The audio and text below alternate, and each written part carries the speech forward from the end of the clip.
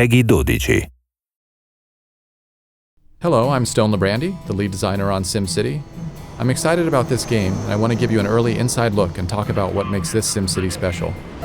The team is still hard at work, and the game is only going to get better as we get closer to the ship date. SimCity is a game about endless choices. Ultimately, you can do whatever you want. You can focus on growing your population, increasing your wealth, and even building a city that looks like your hometown. Whatever your motivation, you have the power to experiment with a number of different strategies. How you choose to play will influence your city, the neighboring cities, and the lives of all the Sims across the region.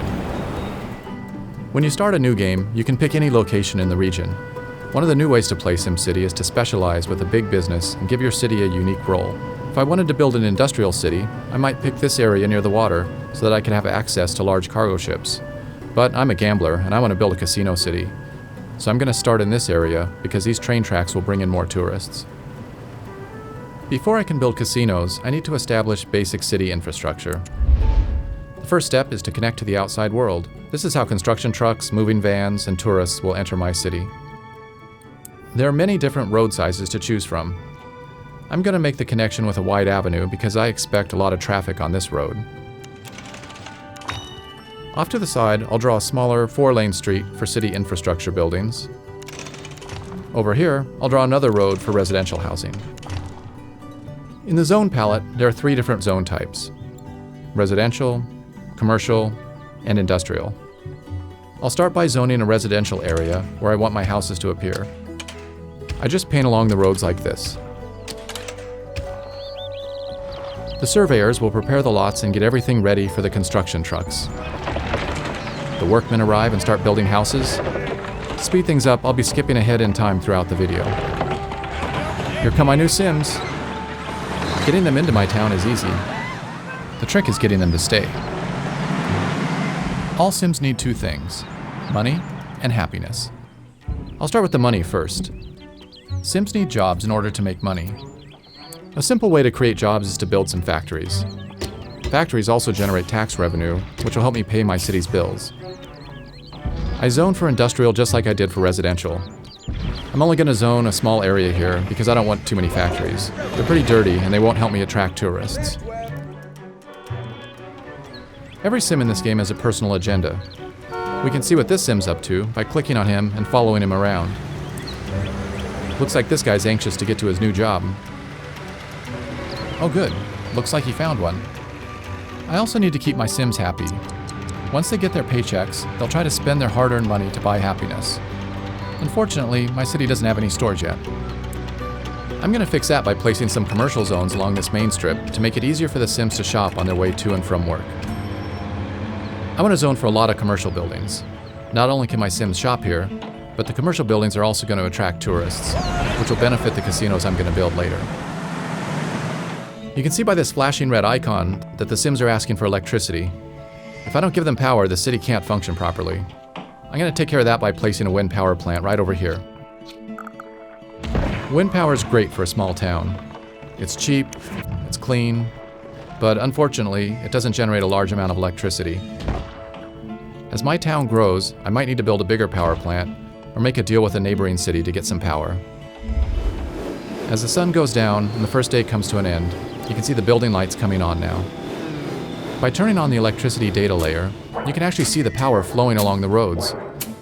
As the buildings receive power, the Zots disappear one by one, and now my city's ready for the night. Okay, the sun has come up and I'm ready to start a new day. Today I'm going to work on more of the basic infrastructure that will keep my Sims healthy, happy, and productive. When my Sims need something, they don't keep it a secret. This flashing icon tells me that my buildings aren't getting any water.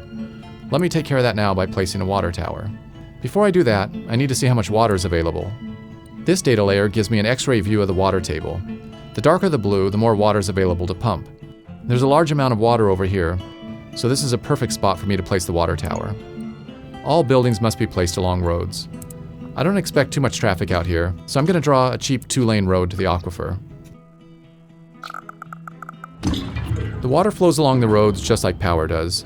There's no need for me to construct a separate pipe network. Alright, looks like the water problem's solved. Whenever the Sims use water, they immediately convert it into sewage. In this view, you can see that the sewage is starting to build up in the pipes. If I don't take care of this problem soon, it's going to get converted into ground pollution, which creates sickness and lowers the land value. The quickest and cheapest way for me to deal with this problem is just to dump it all into a corner of the town and hope that my Sims don't notice. I'll draw a new road out into this forest and place my sewage pipe over here. Problem solved. In addition to sewage, Sims will also generate garbage. My town is still young, so I don't have a garbage problem yet. But since I'm already polluting this corner of my town, I might as well place my dump here too. It's important to make sure that you keep your garbage and sewage away from your water supply. If the ground pollution gets into the pipes, your entire city could get sick. Garbage trucks will drive around town, picking up garbage cans and dumpsters.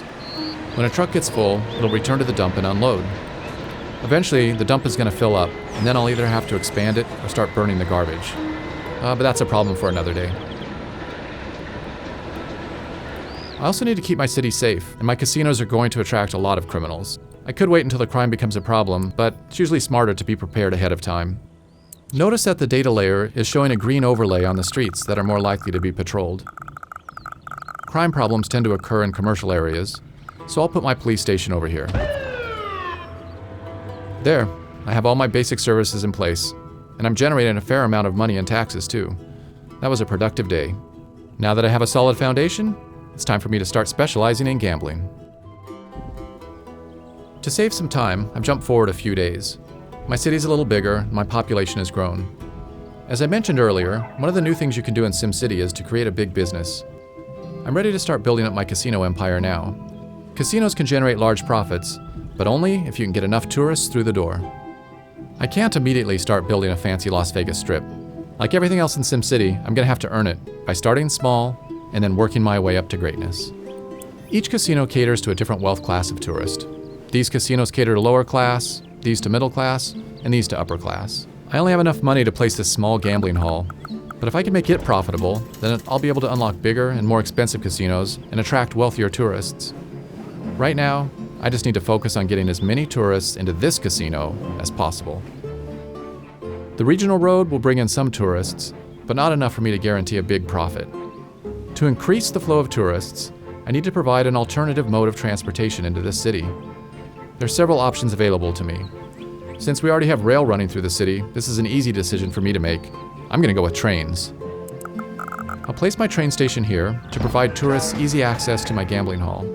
Tourists will go to any commercial building in my city, but I want to encourage them to gamble, not spend their money on souvenirs and restaurants.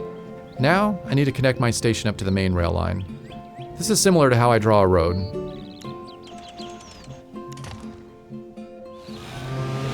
And here comes my first trainload of tourists now. Looks like my little gambling hall is a hit. I'm already making a profit, and things are looking good. My casino city's off to a good start, but I still have a long way to go. That's one of the great things about SimCity. No matter how much you do, there's always new things to try. Thanks for watching. See you next time, and we'll take a closer look at multi-city play in the region.